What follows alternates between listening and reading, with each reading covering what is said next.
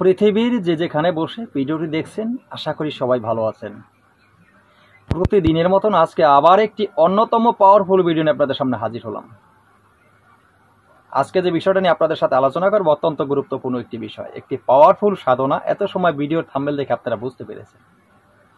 তো বন্ধুরা, আজকে যে সাধনাটি নিয়ে আলোচনা করব অত্যন্ত গুরুত্বপূর্ণ একটি সাধনা। এই একটি সাধনা যদি আপনি করেন মাত্র 9 দিনের এই সাধনায় আপনি 9 জন দেবীর শক্তি লাভ করতে পারবেন একসাথে।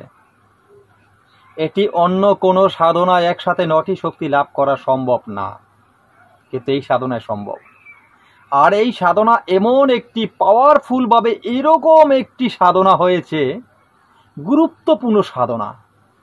কারণ আজকে রাত্র 12:30 শুরু হতে যাচ্ছে অমাবস্যা মহালয়ার, আবার আগামীকাল রাত্র 11:30 শুরু হতে যাচ্ছে পাওয়ারফুল সূর্যগ্রহণ। এই সূর্যগ্রহণ মিশ্রিত একসাথে আগামী দিনেই শুরু হতে যাচ্ছে মহালয়ার প্রথম রাত। এই মহালয়ার প্রথম রাতে থেকেই শুরু করতে পারেন আপনি এই সাধনা, নবরাত্র সাধনা। ছোট্ট একটি মন্ত্র, এই মন্ত্রটি আপনি খুব ভালোভাবে মুখস্থ করতে আপনার সময় লাগবে না। আপনি আজকে রাত্রে এই মন্ত্রটি মুখস্থ করে নিতে পারেন, এমনকি কালকে দিনেও মন্ত্রটি মুখস্থ করে নিতে পারেন, রাত্রে আপনি পাঠ করতে পারেন। অত্যন্ত সহজ সরল এই সাধনাটি নিয়ে পূর্বে আমি কিছুদিন আগে আর একটা ভিডিও দিয়েছিলাম, আলোচনা করেছিলাম। তো জানি না অনেকে মন্ত্রগুলো মুখস্থ করে রেখেছেন কিনা। যারা রেখেছেন মন্ত্রটি মুখস্থ করে, তাদের কিন্তু এখন আর মুখস্থ করার দরকার নেই, তাদের কিন্তু কাজে লেগেই গেছে। আর যারা মুখস্থ করেননি, অবশ্যই এটা মন্ত্রটি মুখস্থ করতে কোনো সময় লাগে না। মন্ত্রটি খুব ছোট্ট একটি মন্ত্র, আংশিক, খুবই ছোট্ট মন্ত্রটি। আমি অবশ্যই ভিডিও স্ক্রিনে দিয়ে দেবো, ভিডিও স্ক্রিনে অবশ্যই মন্ত্রটি দিব। সেই মূল আলোচনায় যাওয়ার আগে, মন্ত্রটি দেওয়ার আগে আপনাদের কাছে আর একটা কথা বলবো। আমার এই চ্যানেলটি একটি প্রশিক্ষণীয় চ্যানেল। এই চ্যানেলে তন্ত্রমন্ত্র, যন্ত্র, গাছগাছায়, রোগমুক্তি, বান, বিদ্বেষণ, বশীকরণ, উচ্চাটন, মারণ থেকে শুরু করে ভালো মন্দ সব ধরনের ভিডিও আমি আপলোড করে থাকি আপনাদের সুবিধার জন্য। আমার এই চ্যানেলের সাথে আপনারা যুক্ত থাকলে এই চ্যানেল থেকে তন্ত্রমন্ত্র, যন্ত্র শিক্ষা করে ভালো একটা কবিরাজ হতে পারবেন, মানব কল্যাণে আপনি কাজ করতে পারবেন, নিজে উপকৃত হতে পারবেন। কারণ আমার এই চ্যানেলে সঠিক মন্ত্রের সঠিক নিয়ম আমি দিয়ে থাকি। ঠিক আছে? আমি কোনো চিটিংবাজি, বাটপারি, ফাইজলামি পছন্দ করি না। আমার আলাদা কোনো গ্রুপ নেই, কোনো পেজ নেই যে সেখানে আপনাদের জয়েন করতে হবে, শিখতে হলে ফি দিতে হবে, নাম লেখাতে হবে, এরকম কোনো কিছুই না। আপনারা শুধু আমার চ্যানেলের সাথে যুক্ত থাকলে এখান থেকেই সঠিক জিনিসটা জানতে পারবেন এবং পাওয়ারফুল সঠিক শিক্ষা নিয়ে আপনারা সঠিকভাবে কাজ করতে পারবেন। আপনাদের বাইরে কোনো ফি দিতে হবে না, কিচ্ছু করতে হবে না, শুধু আমার চ্যানেলটা সাবস্ক্রাইব করে আমার সাথে থাকবেন। তাই যারা এখনও চ্যানেলটি সাবস্ক্রাইব করেননি, চ্যানেলটি সাবস্ক্রাইব করুন, পাশে থাকা বেল আইকনটি বাজিয়ে দিন, নোটিফিকেশন অন করে চ্যানেলটি লাইক দিয়ে দিন, যাতে আমি নতুন ভিডিও আপলোড করার সাথে সাথে সবার আগে আপনার কাছে চলে যায়। তো বন্ধুরা, আশা করি বুঝতে পেরেছেন। এবার যে বিষয়টি বলবো, সর্বপ্রথমের বিষয়, সেটা হলো মন্ত্রটি। এই যে মন্ত্রটি দেখে নিন। আশা করি মন্ত্রটি আপনারা দেখেছেন। এবার মন্ত্রটি খুব তো দেখেছেন ভালোভাবে। তো এবার অনেকেই বলেন, প্রশ্ন করেন আমাকে, কমেন্টে লেখেন যে গুরুজি, আপনি যদি কণ্ঠস্থ একবার মন্ত্রটি বলে দেন আমাদের বুঝতে সুবিধা হয়। আপনি কণ্ঠস্থ বলে দিলে আমরা খুব সহজে বুঝতে পারি, সেইখান থেকে শুনে শুনে আমাদের মন্ত্রটি খুব দ্রুতভাবে মুখস্থ হয়ে যায়। ঠিক আছে? তাই যদি হয়ে থাকে, আমি প্রত্যেকের বলেছি, যদি আপনাদের সেই একটু সুবিধা হয়ে থাকে তা আমি আপনার সুবিধার ব্যবস্থা করে দিব, তাহলে আমি কণ্ঠস্থ একবার মন্ত্রটি বলে দেবো। মন্ত্রটি খুব সহজ, আপনারা মন্ত্রটি শুনে নিন। আমি খুব ধীরে ধীরে বলছি। মন্ত্রটি হলো ওম জয়ন্তী মঙ্গলা কালী ভদ্রকালী কপালিনী দুর্গা শিবা ক্ষমাধাত্রী সহাসধা নমস্তুতে। এই ছিল মন্ত্রটি। আশা করি বুঝতে পারবেন, আপনাদের বারে সহজ এতটুকু মন্ত্রটি, ছোট্ট মন্ত্রটি। ঠিক আছে? মন্ত্রটি আপনারা ভালোভাবে মুখস্থ করবেন, উত্তর দিকে মুখ করে বসবেন, উত্তর দিকে মুখ করে বসে মন্ত্রটি মুখস্থ করবেন। অবশ্যই সামনে আগরবাতি, মোমের বাতি বা ধূপকাঠি জ্বালিয়ে নেবেন। পরিষ্কার কাপড় পরিধান করে পরিষ্কার আসনে বসে পবিত্রতার সাথে, একাগ্রতার সাথে মন্ত্রটি মুখস্থ করবেন। মন্ত্রটি মুখস্থ হয়ে গেলে এরপরেই এই মন্ত্রটি দিয়েই, এই ছোট্ট মন্ত্রটি দিয়েই আপনার সাধনার কাজ শুরু করবেন। এই মন্ত্রটি দিয়ে সাধনার কাজ শুরু করতে হলে আপনার কি কি লাগবে, সেই প্রয়োজনীয় সামগ্রীর বিষয়টি বলছি। ঠিক আছে? তো এই মন্ত্রের সাথে কিন্তু আপনার আরও কিছু মন্ত্র প্রয়োজন হবে। এখন বলতে পারেন যে গুরুজি এই মন্ত্রের সাথে আর কিছু মন্ত্র প্রয়োজন হবে কি? যেমন আপনি যখন কাজে বসবেন, কি দিয়ে কাজে বসবেন? যেমন আপনি কাজে বসছেন, আপনি মন্ত্র পাঠ শুরু করবেন। মন্ত্র পাঠ শুরু করার জন্য একবারে প্রথম শুরুতে সর্বপ্রথম আপনি কি করবেন? সর্বপ্রথম আপনি প্রণাম করবেন। কাকে প্রণাম করবেন? সর্বপ্রথম আপনি গুরুকে স্মরণ করবেন। আপনার যে গুরু, আপনি যখন একটি তন্ত্র ক্রিয়া কাজ করবেন এবং তন্ত্র ক্রিয়ার জগতে চলছেন, অবশ্যই আপনার গুরু আছে, তাই না? তো আপনার গুরুকে স্মরণ করবেন, ঠিক আছে? গুরু মন্ত্র, আপনাকে গুরুকে স্মরণ করবেন, গুরু মন্ত্র পড়বেন। তো এরপরে আপনি কি করবেন? আপনি শিবের প্রণাম মন্ত্র আছে, সেই প্রণাম মন্ত্রটা পাওয়া যায়, সেই প্রণাম মন্ত্রটা পড়তে হবে। তো শিবের প্রণাম মন্ত্র যখন পড়া শেষ হবে, এরপরে আপনি আরেকটা কাজ করবেন, সেটা হলো বজরং প্রণাম, বজরং বালি, হনুমানজির যে প্রণাম মন্ত্রটা আছে সেই মন্ত্র আপনার পড়তে হবে। এবার যখন আপনি হনুমানজির প্রণাম মন্ত্র শেষ হয়ে গেছে, এরপরে আপনি কি করবেন?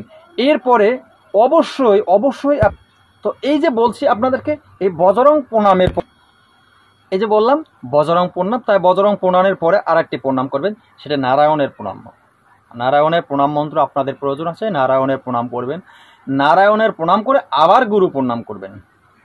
গুরু প্রণাম করে আপনি একটি কি করবেন? একটি যেটাকে বলা হয়, যেমন আমি নিয়ত বলা হয়, যেমন আপনি একটি মনে মনে বলবেন, সংকল্প যেটাকে বলা হয়, এক কথায় সংকল্প করবেন। কি সংকল্প করবেন? গুরু প্রণাম করার পর আপনি সংকল্প করবেন যে আপনি যেমন এই সাধনাটি করতেছেন, আপনি বলবেন যে মা আমি আপনার আশীর্বাদ করেন, ঠিক আছে? মা আপনি আমাকে আশীর্বাদ করেন, আমি যেন সিদ্ধি লাভ করতে পারি এই সাধনায়, ঠিক আছে? তাহলে এই কথাটি বলেই আপনার সাধনার কাজ শুরু করবেন। এই যে বললাম, আর কি মন্ত্র? আর কোনো মন্ত্র নেই, এই এতটুকুই প্রণাম শুধু। এরপরে আপনার কাজ শুরু করতে হলে কিছু জিনিসের দরকার। কি কি জিনিসের দরকার সেটা আপনাকে বলে দিচ্ছি। সর্বপ্রথম এই প্রয়োজন যেটা হবে আপনার, সেটা হলো আতপ চাল। কিছু আতপ চাল আপনি নেবেন, এবং আপনি কিছু গঙ্গা জল নেবেন, ঠিক আছে? তো আপনি কিছু আতপ চাল নেবেন, কিছু গঙ্গা জল নেবেন। তারপরে আপনি যে আসনে সাধনায় বসবেন, সেই আসনের সামনে, ঠিক আছে, যে আসনে বসবেন সেই আসনের সামনে অবশ্যই আপনি একটি কাজ করবেন। তো আপনি যে একটি পোশাক পরবেন, সেই পোশাকের কিন্তু একটি প্রয়োজন আছে। সেটা কি পোশাক? সুতি একটি পোশাক আপনার পরতে হবে, সুতি সাদা কাপড়ের পোশাক পরতে পারলে আপনার বেশি ভালো হয়। সুতি কাপড়ের পোশাক আপনার পরিধান করতে হবে, যেন ঢিলা ঢালা থাকে, পোশাকটি টাইট না হয় শরীরে, ঠিক আছে? এই ঢিলা ঢালা পোশাকটি পরে এরপরে আপনি আসনে বসবেন। আসনে বসে ওই যে গঙ্গা জল আর আতপ চাল, এই দুটা জিনিস এক করে আপনার আসনের সামনে একটি অর্ধচন্দ্র অঙ্কন করবেন। যেমন চাঁদের অর্ধেক আমরা দেখি না, আকাশে যখন চাঁদ দেখি, চাঁদের অর্ধেক দেখি, সেই অর্ধচন্দ্র অঙ্কন করবেন আপনার সামনে। যেমন আপনি অর্ধচন্দ্র অঙ্কন করলেন, যেমন আপনার সামন, এই যে আমি বসছি, যেমন সামনটি আপনার এইভাবে, যেমন এভাবে এদিকে ঘুরিয়ে নেবেন, ঠিক আছে? চাঁদের মুখটা যেন উপরে থাকে, চাঁদের মুখ যেমন উপরে থাকে, আপনার ওইভাবে ঠিক একইভাবে আপনার এই অর্ধচন্দ্রের মুখটাও যেন আপনাদের সুবিধাতে আমি আরেকবার দেখিয়ে দিচ্ছি, একটু দেখে নিন। আমি আপনাদের দেখানোর জন্য একটু তাড়াতাড়ি করে একটু কলম দিয়ে একটু দাগ কেটেছি, সেটা আপনারা অবশ্যই দেখলে বুঝতে পারবেন, কিন্তু ভালো হয়নি, কিন্তু সেটা আপনাদের বোঝানোর জন্য। এই যে দেখেন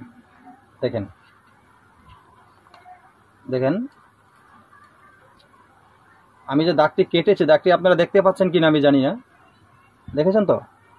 এই যে দেখেন, এটা দাগটি কেটেছি, আপনি দেখেন এই এখান দিয়ে এই ঠিক আছে? আপনারা ঠিক একইভাবে এইভাবেই আপনার আসনের উপরের দিকে, যেমন এই পাশে এখানে আপনার মেইন আসনটা বসানো থাকবে, যে আসনটা আপনার মেইন আসন এখানে বসানো থাকবে, সেই আসনটার দিকে মুখ করে, এদিকে মুখ করে আপনি এই অর্ধচন্দ্র অঙ্কন করবেন। আবার আপনি বসবেন এ পাশে, ঠিক আছে? এ পাশে আপনি বসবেন, এখানে আপনার আসন থাকবে বসার, এখানে আপনি বসবেন, এটা এরকম ওই আসনের দিকে মুখ করে এদিক দিয়ে অঙ্কন করবেন, ঠিক আছে? এভাবে। তো এইভাবে দিয়ে এরপর আপনি আপনার সাধনার কাজ শুরু করবেন।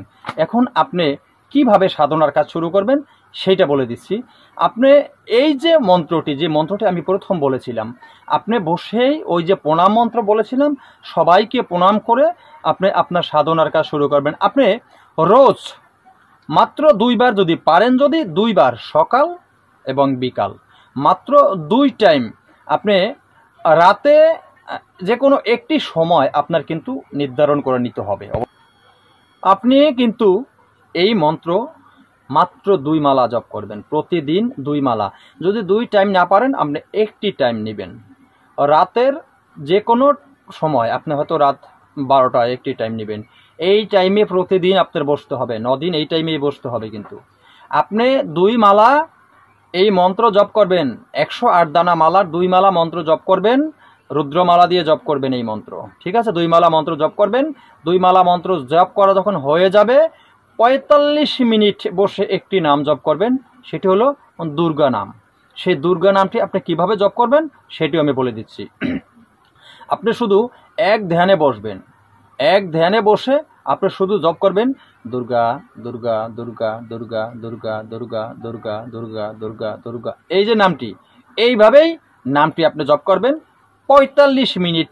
এর কম যেন হয় না, বেশি একটু হলে অসুবিধা নেই, কম যেন হয় না 45 মিনিটের। এই নামটি জপ করবেন 45 মিনিট।